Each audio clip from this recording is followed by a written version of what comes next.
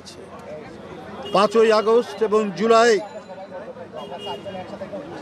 যে আন্দোলন রচিত হয়েছিল, তরুণ ছাত্রছাত্রী, কিশোর ছাত্রছাত্রী, শিশু, প্রাইমারি স্কুলের বাচ্চারা এসে যে অবদান রেখেছেন, যে অবদান রেখে নিজের জীবন দিয়ে শেখ হাসিনার পতন নিশ্চিত করেছিল, সেই সমস্ত শহীদি আত্মদান, সেই শহীদদের আত্মার আমরা মাগফিরাত কামনা করছি।